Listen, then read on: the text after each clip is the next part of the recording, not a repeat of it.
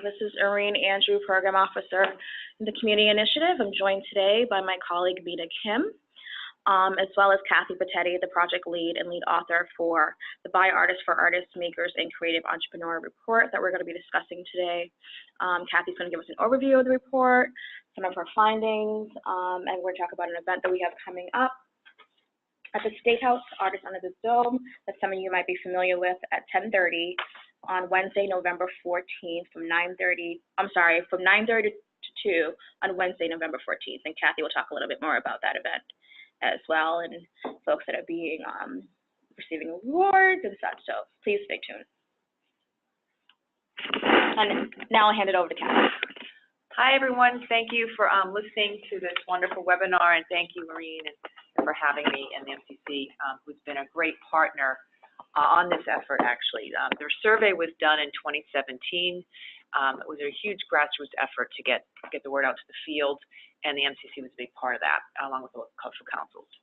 So the 2018 report was released on July 31st, which was actually the 10th anniversary of the Massachusetts Arts Leaders Coalition, which was one of the key partners, and also Art Morpheus were the two organizations that came together to do this effort. It was a follow-up to a 2009 report that the Artists Foundation did called Stand Up, Be Counted, and that was the first ever statewide report on artists of all disciplines.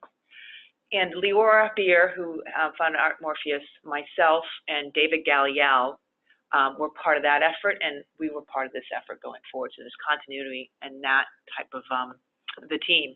And we added this year to the team Michelle Oshima and Erin Harris from Melk, and then also we had Jill Carrier from Art Morpheus on the team as well. I want to acknowledge a couple things. During this effort, we lost Leora Beer to breast cancer, and so the report is actually dedicated to her, and the final report is all volunteer effort. So the design that you're seeing, Erin Harris did a huge job on this. She's on the Melk Steering Committee, and I really think this report is a standard in how people should go forward doing reports, just how you can navigate it internally.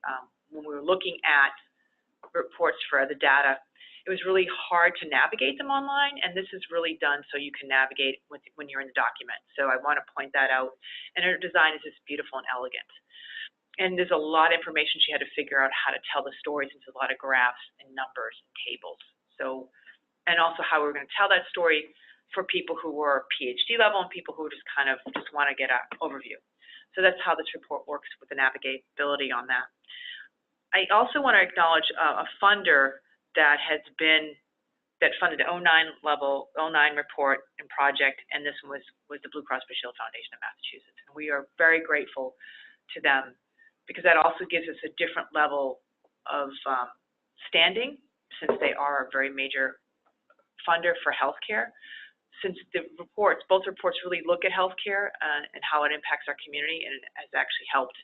The 09 report helped change policy on the state and federal level, and we're hoping the same will happen with this. We just did a briefing at the State House with the Cultural Caucus and the Joint Committee of Arts, Culture, and Cultural Development on the 10th, and was really wonderfully received, and it looks like a lot of the recommendations they want to implement, which is wonderful. This is the first report to have recommendations. We felt, since we had matching data sets from 09, the 09 report, also Minnesota had 2 reports that we looked at, so we feel we had enough data sets to be able to put forward some really strong recommendations. I also want to say that both Elisa Birdseye, who's on the Melk Steering Committee, and Jill were really helpful in the editing. I mean, I did a lot of the writing, but God, it wouldn't have happened without them, because you do writing in these points where you hit walls, or you just need someone to go over to make sure there's continuity in the voice and the information. So I definitely want to thank them for their help. Michelle Oshima was so instrumental in getting the survey done and getting it out there, and all of us are practicing artists. So the team was really by artists for artists, and that way all the way through. I want to look at the data team, because the data team that we had looking at this, a number of them were also part of the 2009 team, which I am deeply thankful for. So there's continuity even with folks looking at the data on that. So on page 7 and 8, you can see how blessed we were with the brains that were looking at this data and helping us with recommendations. So there's a number of folks from Mass Cultural Council, State House team members, City of Boston, healthcare for all. Healthcare, if you look at the second page, you can see we had from all over, and I feel really blessed with that in that way. So this is other eyes looking at this, and also with building out a data team. These folks are going to help implement the recommendations of what they think within their orbit and what they do. So I really want to shout out to the data team. I'd like to also look at the acknowledgments page, because we really, again, to get the word out to the field for folks to take the survey and help with dissemination of the actual report. We tried to make sure we listed everybody, but you can see the first group we started is the Mass Cultural Council, because again, without the help of this state agency being a partner, steadfast partner, been working with Melk since our inception and 10 years ago, it wouldn't have happened. And I want to thank a number of our elected officials, from Senator Hines to Representative Corey Atkins, and I also want their staff, Joanne Moody and Beth Ann from Hines. But I also want to thank the late Chris Walsh, who during his cancer treatment helped get the word out to the field for people to take it. And also he's someone that was a huge partner and helpful behind the scenes on thinking about what we need to do with the report, where it needs to go, because he was a working artist as well. So I just want to do a shout out to him. And then we had other folks from the administration, the governor's administration, Helena Fusio, non-FOM, who's not listed, but also is quietly doing things. And of course, City of Boston did a big push. Erin Williams from Worcester was phenomenal. She actually physically went out and got people to take their survey. Love her dearly. So, you know, we can go to the second page and we can see you can just see the breadth of people that we are deeply, deeply thankful to for their help, because we wouldn't have the data to do that. I want to talk a little bit about the response rates, because one of the things that had come up versus the 09 and 2009 and whatnot was we had over 3,000 people respond to the first survey, and I want to do a flashback to that time period. So at that time period, online surveys were still new, which is kind of interesting to think about that. So we had paper and online, and it was the first survey ever of artists statewide. And we did it during a healthcare reform rollout. So I did as the Artist Foundation head, did over 25 town meetings around getting people enrolled in healthcare. And we kind of packaged this together. So I think at that time period, it was the first time taking this type of survey. The response rate was wonderful. We had 945 people respond this time around, and when we took out the hobbyists, we were at probably about 846, I think was the number. I can look at that. So we had a respectable amount of people responding, which is, I want to point that out. It's not that we didn't do well, we did do well, because there's been so much survey fatigue. So I just want to point out, we had people from all over, just about every county responding. So we did have a good reach. So I want to thank everybody who took the survey and took the time. It was a long survey. We made sure, like with the last report, we used Survey Gizmo, which is an artist-founded company, and also it's HIPAA compliant. SurveyMonkey is not. So the information, their data was kept safe, was by all federal and state guidelines to keep it. So I just want to point out that Survey Gizmo was a very important partner in this. And David Galliel, who was our person in this, knew them personally, actually was helping fix things and bugs. So that we had a really collaborative relationship with the tool that we used, and I can't thank them enough as well for them. It's interesting. We had 130 in-depth, comprehensive questions. So the fact that people even took the time to do this is pretty mind-blowing. We had less people sharing their financial data this time around than last time. I think part of it's because of the climate we're in. We're in very different times, 2016, with our federal government, and where people feel where they are in that uncertainty. But what we did get, we're very thankful for. We had the questions, the way we did the questions were important. I think I want to go to skip down here. Page 13, if we may. Yeah, I think it's demographics. We go to demographics. page before, 13. There we go. So you can see how we asked the questions. So part of this report was to be as transparent as possible because we want people to duplicate questions. So when people go back out in the field to survey, we want to be able to have apples to apples. So when we talked about things, we were very transparent in here's the question, here's what was asked, here are the responses, so people could be able to see that. Because a lot of times we found that when you looked at reports, you didn't know what the question was, you didn't know how many people responded. It made it hard to figure out what they were asking and how to make sure it was transparency. So you can see a little bit of how we actually added some categories besides artists. We asked creative entrepreneur. We asked for makers. That was because Art Morpheus and Leora wanted to put that in there. Again, most of the people who did responded as artists. Most were visual artists, as you can see. And a lot of people picked multiple things because we asked what their disciplines, because a lot of people now do more than one thing. I think that's where we are in our practice, in the creative practice. People are not just in one silo. They're actually doing a lot of different disciplines. And part of that's because of how the art world has gone with what we can do, but also I think it's part of people need to be able to make money and figure out how to do things. So I think there's a twofold thing on that. So I'd like to go to page 14, if we may. So we asked the question, is your creative practice in a way to make sure how to capture people, which was different from 09. So you can see 53% of the folks are professional artists, but they have to work outside the discipline to make ends meet. I think that's the norm in our country, and I think we need to understand that's a norm. And only just around 18% said they're full-time professional artists. And we asked the 29.9% that they have support from other sources, because a lot of folks are able to do the work because either they're independently wealthy or they have a spouse helping them. We really wanted to tease that out because folks who are in the 29% have different options. They can go usually to residencies. They don't have the financial constraints that other people do. So we really, most of the programs that are designed for that 29%. Because if you're a full-time artist, you can't take time off to go to a seminar during the day because you're trying to get money in. And if you're doing other types of work, if you have a day gig, you can't always take the time off.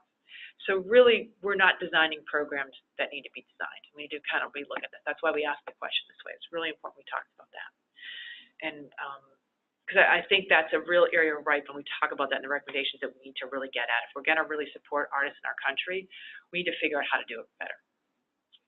It's great we have fellowships, but that's not going to change someone's life trajectory if they're trying to earn money to pay their rent and a day job. So we asked the creative practice how many people their creative practice, and these folks are long-term practitioners, like in 09.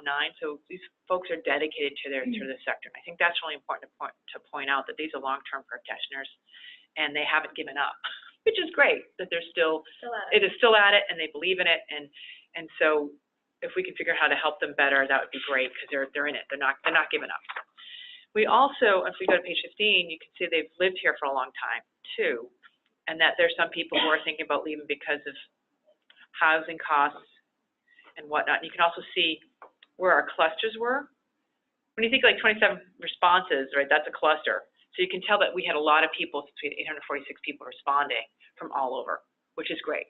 So we touched every corner. So we want to thank everyone again, help get the word out there. We touched every corner of the state, and we're really proud of that. The folks who are responding this time around too, if we go to page 16, are also, we're much older. It's skewed older, so they're 50 and over. So again, this is again saying folks are long-term practitioners. But I want people to think about this. If someone's in their 50 and older, and when we look at the economics of it, this is, as we said about the first report, this is a very beautiful report with very sad information, because they're not, if you're a professional at that age, you should be at a certain, you would hope, at a certain income level because you're a master artist. And what we're seeing is someone's a master artist doesn't necessarily mean their income is doing great. So that's, again, about people not getting paid for their work and how we do. I will say this, that the response was mainly white respondents and women. We wish we had more responses from other communities. But the way I want to talk about this is that if this are white people and white women who are at the top of their game and what they're getting paid is not really a lot, we know from other statistical surveys that communities of color and other folks in those areas are nowhere near that level. So I don't think it's any better. And if we go back, that's a place to go in to really do more work on that to survey.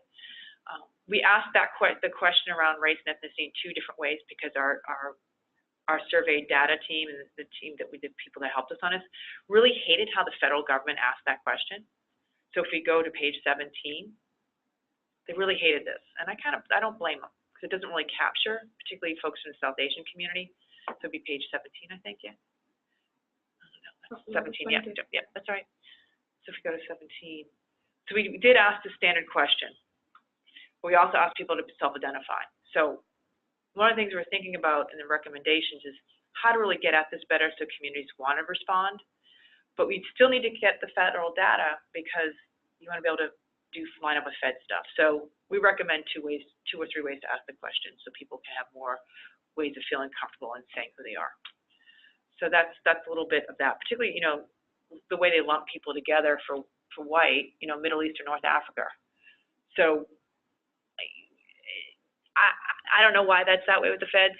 It may be a conversation we have with the Feds. We try to figure out how to get census coming up, and this is what they're going to be using. So it could be really problematic if we're trying to really figure out who's who and where people are.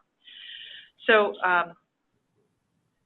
when we go to the comparisons, you'll see that the folks that women and male breakdown lines up in 09. We're going to have to do that. So I'm going to go now to income disparity, talk about income. I want to talk about that. So I'm going to go to page, I think, 52. So we go to table of contents.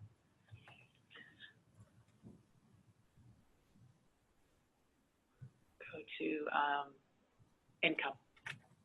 Yeah. So this is, when we look at the income, it's not the happiest picture as we move forward, but it's an important picture to talk about. We asked about different types of income because W-2, which is employment, self-employment only, and combination income, and you can see on the chart that most people are in combination income. So that means they're having different ways of getting their income in.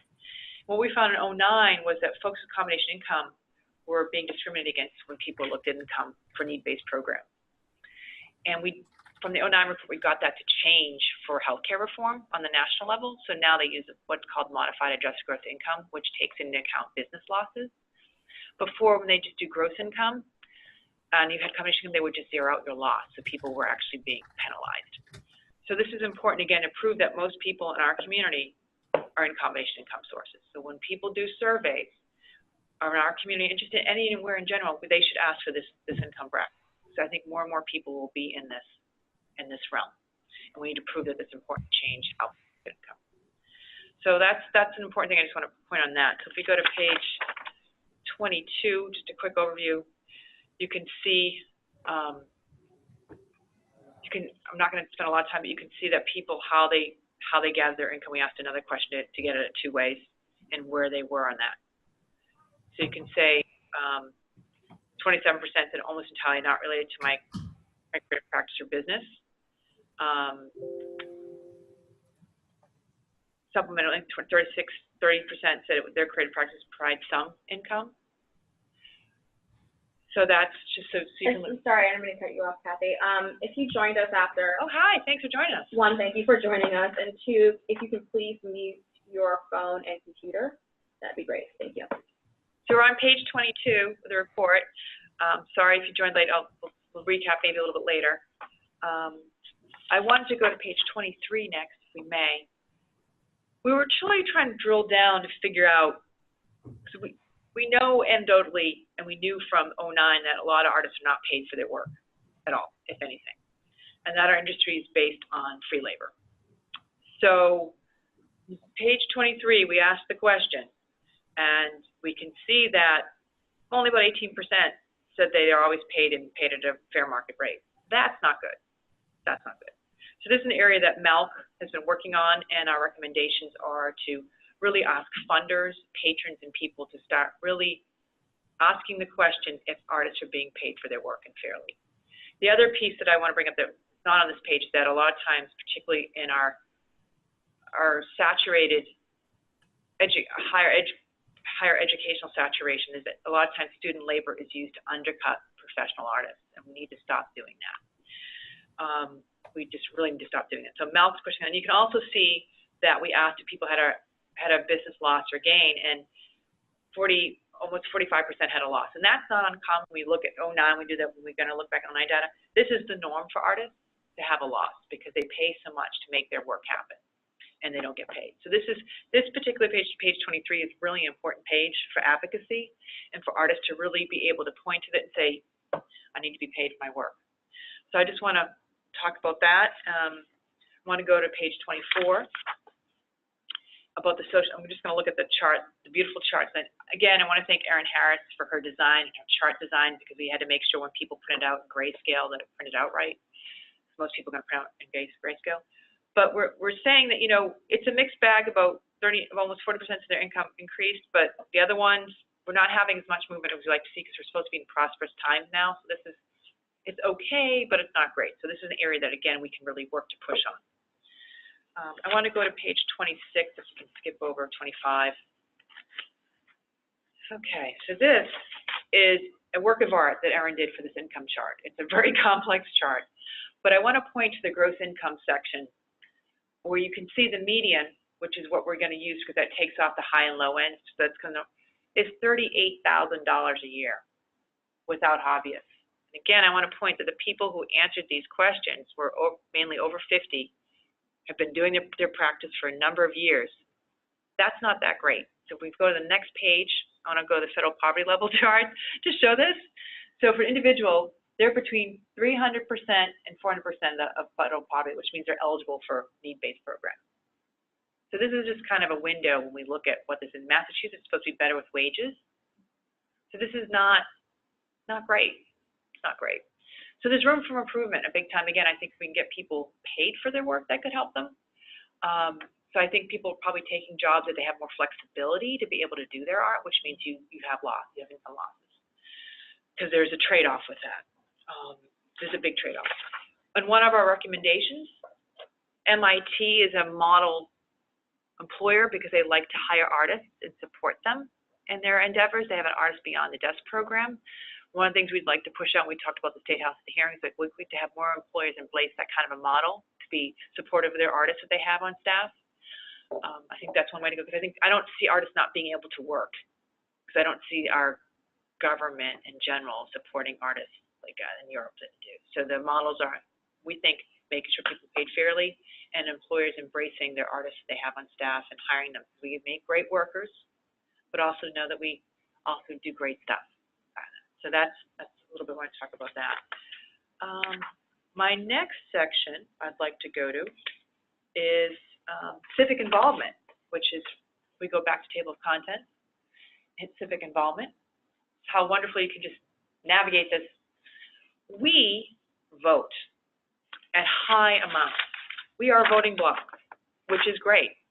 This lines up with 09. It lines up with Minnesota. This is unheard of to have someone at 83% always voting. We need to let elected officials know this. And we volunteer in our community at high levels. Minnesota does a lot more, I think, because their cost of living is probably less than ours. The ability to volunteer is impacted with if you need to, scramble to get money to pay your bills. So Minnesota's standard of living, what you need to is a little less. I think they have, and also they volunteer more. But these are really important things to be able to tote out as advocates, and for artists to say, look at us, this is what we do.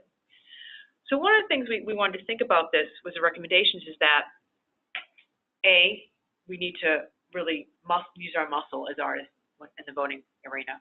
B, maybe switch our volunteering over to working on campaigns. Melk has done some prototypes where we embedded on campaigns as individuals, not as Melk, because we don't endorse.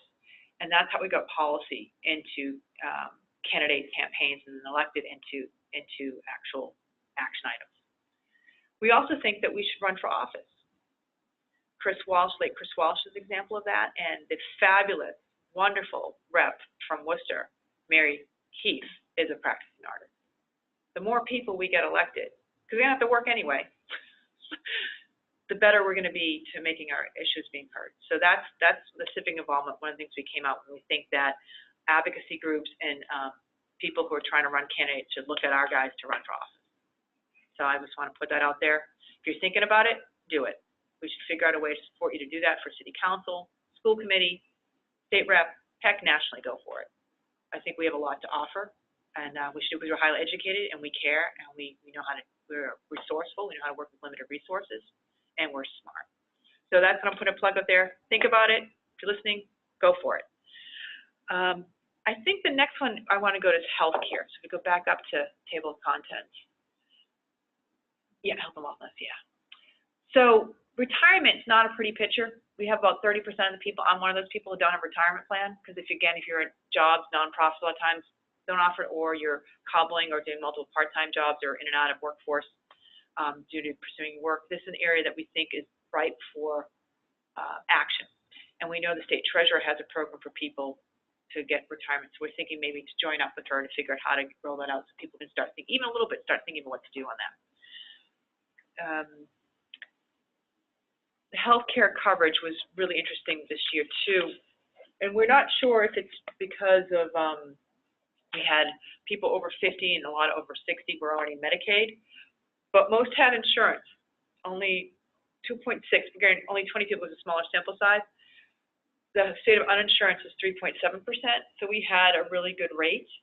And also, it lined up with Minnesota. So I think healthcare reform and also getting a different way of looking at income helped our guys, because when we first did 09, we were twice the amount not having healthcare because we couldn't get healthcare because of the way they were looking at it for a need-based program. So I think that's something that could be one of it. 32.3%. If we go scroll to the next page, let's see if we get the decimal on that one.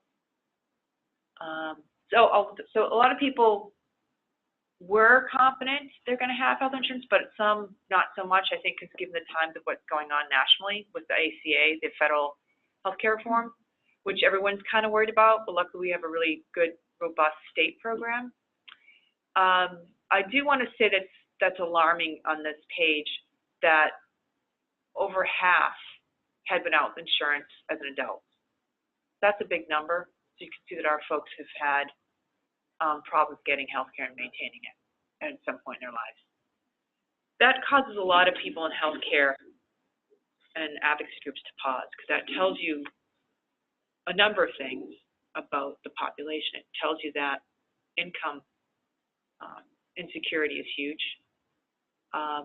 It also tells you that there could be, as people age up, issues that weren't caught early enough for their overall health.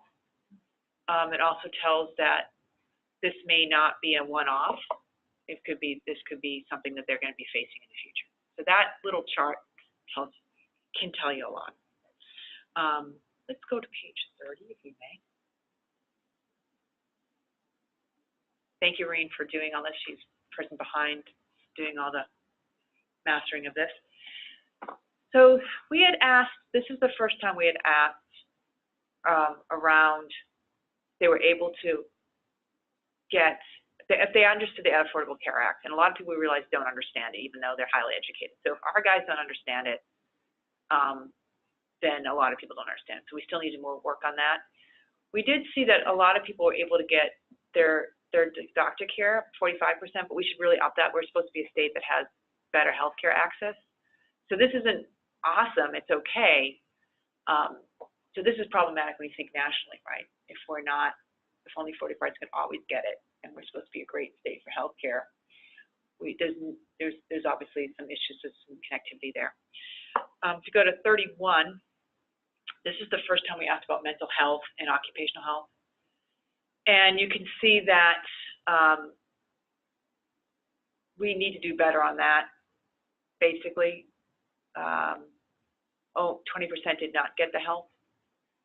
And that's not good, because when people don't get mental health care, that can spiral in different ways. We were seeing I'm on a national coalition for occupational health for performing artists, and on our last call, the Musicians Clinic in New Orleans was saying there's a global crisis of suicide in the musicians community.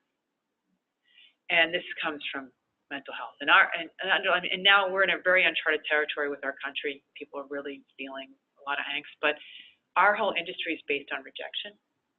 So there's already this underlying thing for our community, like, no, we don't want you, no, you're not, or you're not the right body type, we don't like that, your work. So this on layers and layers. So this is kind of a red flag to us to make sure that we do better to make sure our community is supported in this time. If you have financial insecurity, rejection, the times we're in, this could lead to more issues. So I think we, as a state, we need to do better, but I think as a community, we need to do better to check in with our fellow artists. And I'm not sure, maybe we might sit down and talk to the Arts Council, figure out how we can figure out how to make sure people know where to call or to ask our friends, how you doing? How you doing? Maybe we can go to the next page for occupational health. So this is an area that we're not doing really good work in. We need to do better in making sure we're keeping people healthy and safe. Because again, if you have a day job, say you have a day job, you're on a computer, using a computer, and then you're playing an instrument at night using your hands, carpal tunnel and things like that could hit you. And unless you're telling your doctor this, they're not going to know to look out for it. You say, what's your occupation? Say, oh, by day, I'm, if you don't say at night, I'm playing they're not going to know to be able to tell you how to stay healthy. And the last thing you want to do is have an operation if your hand makes your instrument play, because it can change your touch or other things.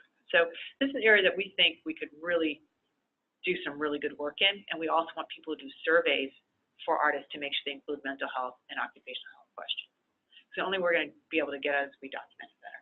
So this is our first foray into it.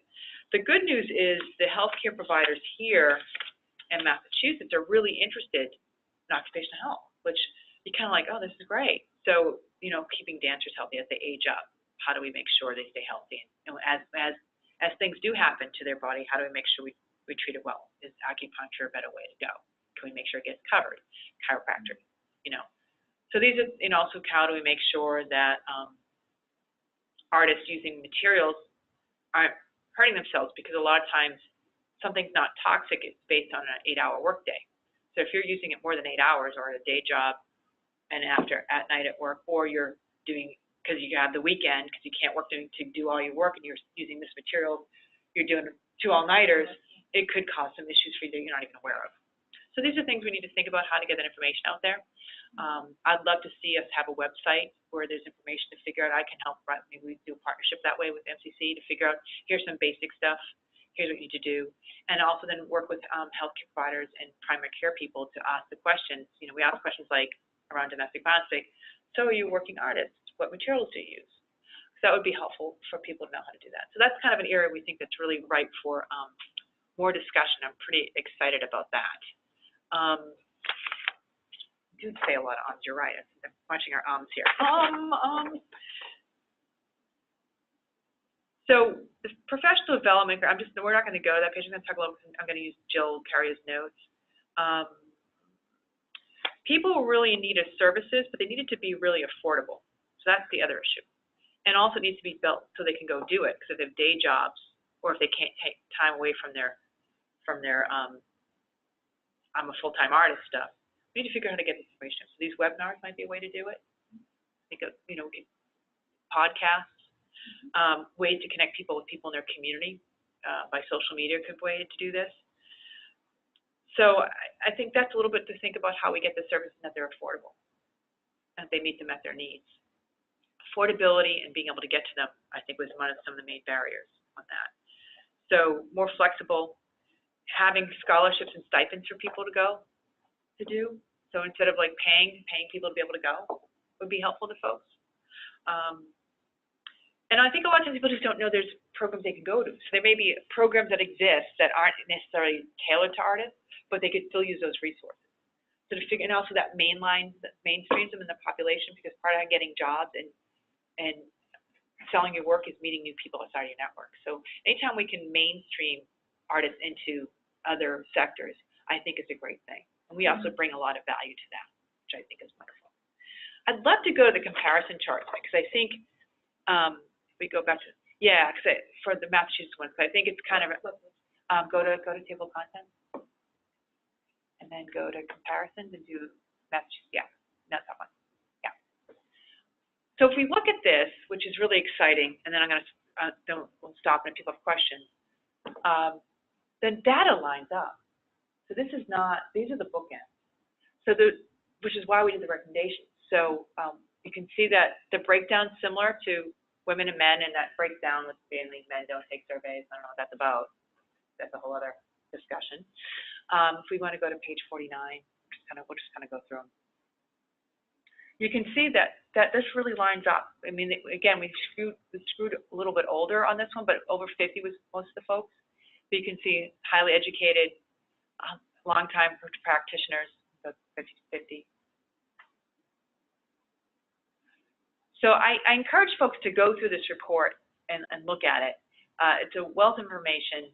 The recommendations are really, maybe, we'll just go over the recommendations. I'm just going to the recommendations. We don't have much time left.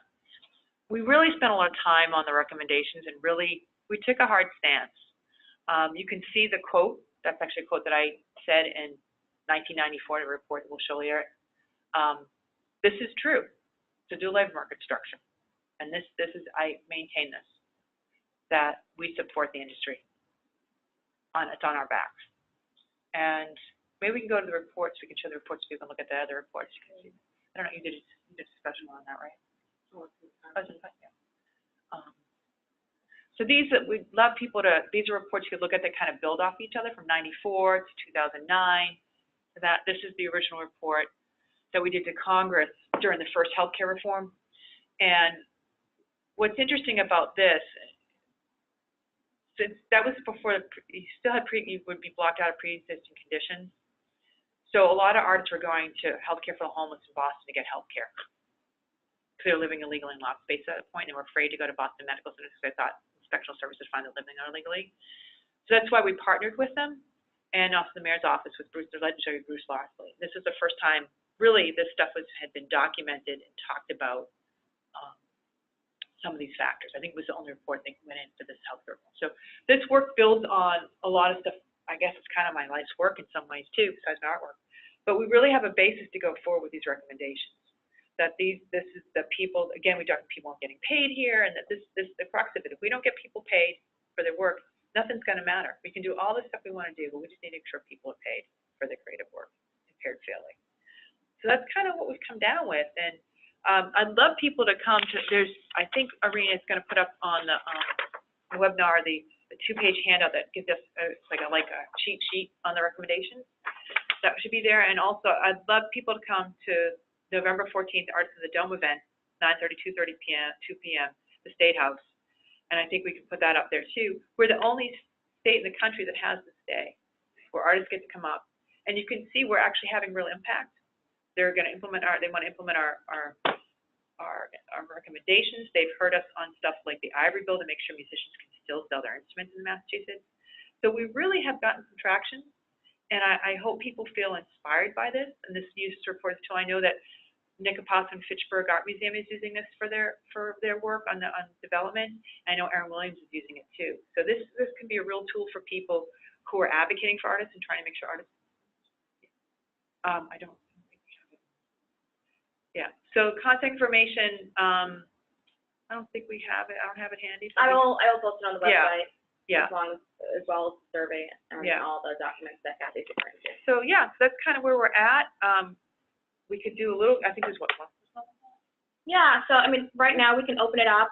If you have any questions for Kathy, feel free to post your questions in the chat feature. We would love to hear from you. So while people are thinking of questions, I have a question for you, Kathy. So the last report came out in 2009, right? And so between 2009 and 18, there's been a lot of change in like the conversations around arts and culture in terms of the economic impact of arts on the general economy, in terms of how arts and culture really are the foundation of social cohesion and sort of the foundations of many communities. I was wondering if you've seen during that shift, if that shift has impacted the artist community at all. In what way, you mean? Or how it's been influenced, or how it has influenced the artist. Well, we didn't ask that in this report, but I will tell you that that's not helping economically. So the big downside is you've done all this work, but we've not done any better economically. So I think the talk we're doing is important, the piece again is making sure the artists are paid, because we're not getting paid. We're doing all this work to help make these communities better, and you can see there's been no income change. So I would say there's been no impact, and probably a negative impact, because it hasn't helped us economically to be able to be paid for our work. So that would be my answer. And so it's important for funders and also organizations and our local cultural councils and other community entities to really advocate for our artists, to make sure that they are paid and to elevate their livelihood. Right. I would say that you shouldn't fund people that aren't paying artists. I would say all grants should say, and again, I know smaller organizations can't, or they might not, but what else are you doing? Are you at least being nice to them? Are you at least helping them get their work there? Are you building can they use your umbrella to go for grants themselves? But the organizations that are paying and have the money, they need to pay artists. And I think all funders now, and people who go to organizations, like, we care more about our coffee, fair trade, than we do where our culture is coming from. And this also impacts communities of color even worse than. So there's these layers, right? There's these layers of who's getting paid, who's not getting paid, and it compounds it. So one of the things we were trying to workforce development, I was having a side conference with Irene around public art, right? That's a workforce development. And you need to, and the people who get to do it now are usually architectural firms, because they don't have to worry about taking time off because they're not getting paid to do their proposals. So you need to pay people to do their proposals. That opens up to people of color and folks who are not in there, to make it easier to do that. So that's an important piece of that, because most artists of color and artists can't afford to do a proposal. They don't maybe have the skill. They have to pay someone to do the proposal, architectural firm. And it's great they're doing it, but they have in-house to produce all those things.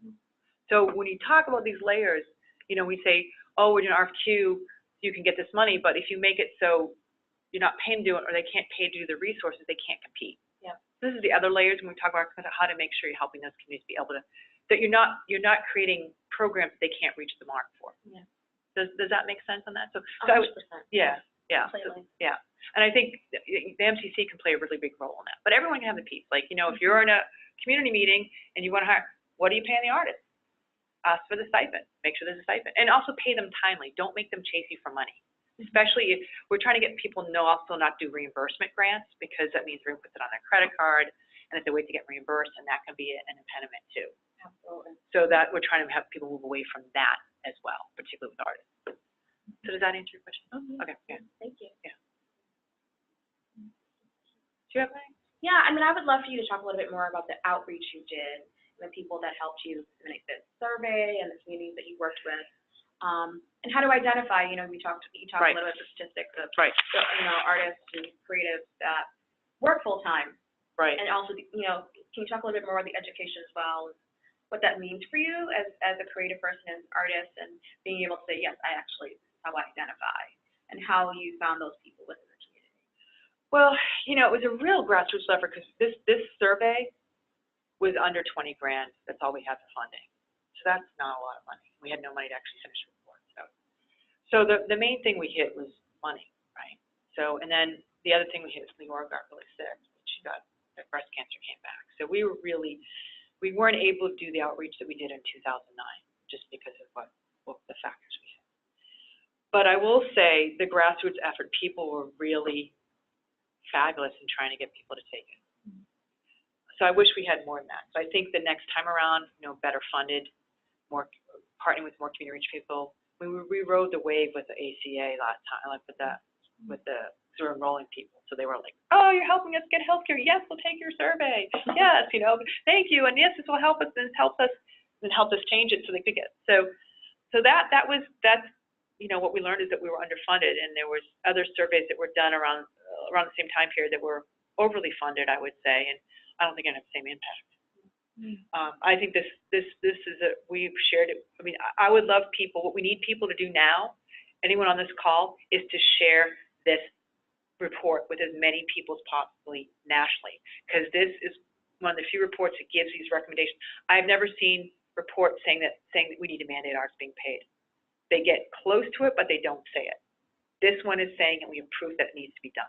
So I need people to help get this out to elected officials, to everybody, to get this out. So that's what I think on that. And I think most of the artists who did do it have other jobs, because that's what we do. I think that the sample size is the sample, because it lines up with 09, with 3,000. So I think the samples are I think we're in range. That's why we do the comparisons. But it was really word of mouth and just people, you know, Aaron, as I said, Aaron Williams was like taking it out to people and driving around Worcester to places. I think Nick was doing the same, and other people were doing that in their social networks. But we weren't able to do the town meeting because of just money, and also Leora was sick. Which again tells you, small nonprofit artist sick, what happens, it's in most artist-run organizations are underfunded to begin with. So this, again, the story is the layers. Yeah, the ripple effect. The ripple effect. Oh, hi, thanks, great. So Corey Datina says, hello, were you able to collect any information about its relationship in the education field in any regard?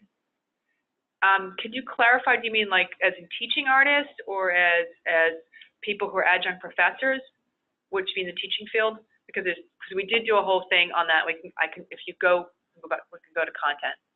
Because one of the things that Melk has been talking about is how, I think it's under employment, how adjunct professors are at such a disadvantage, and we're glad they're being, we're glad that they are being unionized. Let's just say that. This will come up. Sorry, our internet's now being a little slow, so just bear with us. So we did ask a lot of people, as you saw, when we looked at demographics, 20% said they were education teaching, so a lot of people were earning their income from teaching.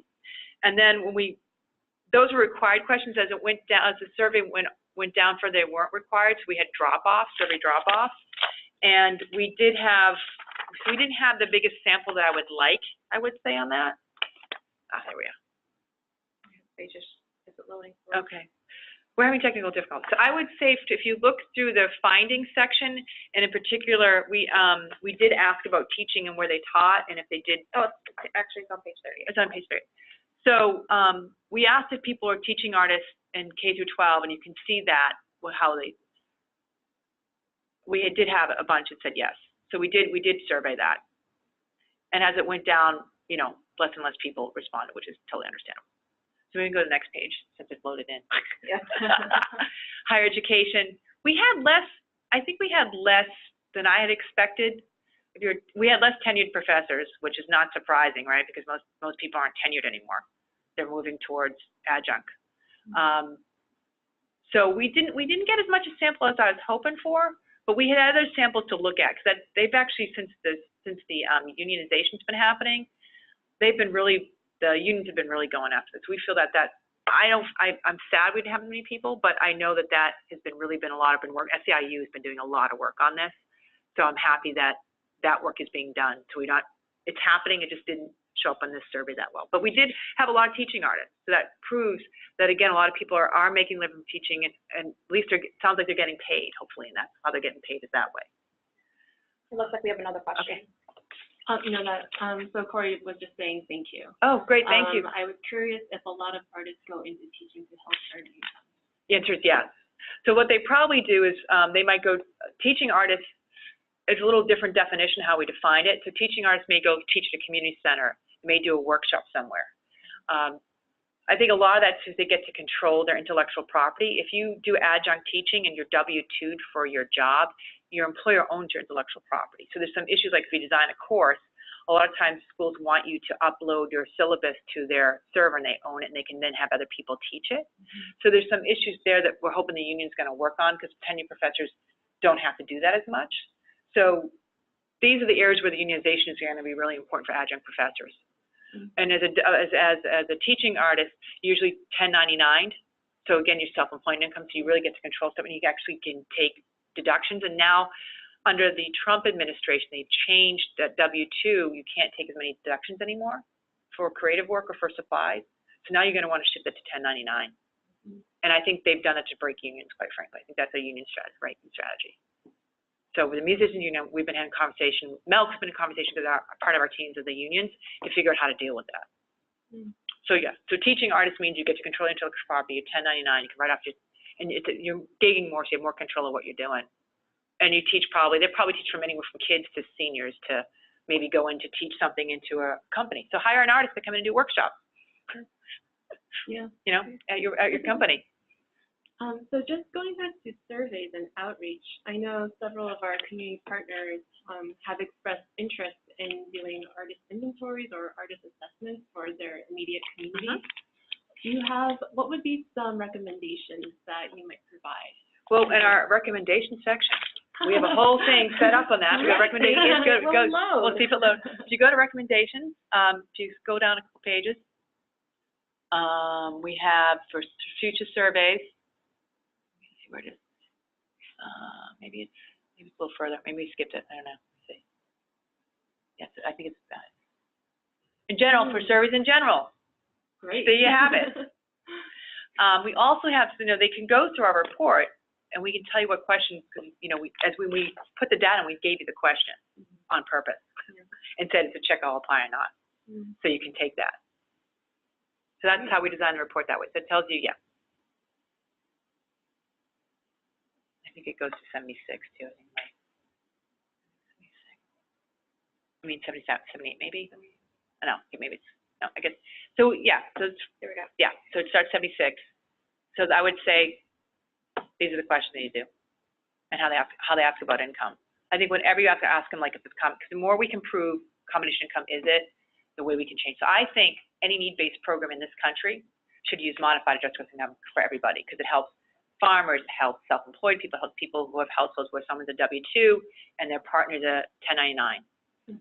We want to make sure that this population, which we discovered and called in the 2000, we came up with that term, that we validate them every time we can, because that's who we are.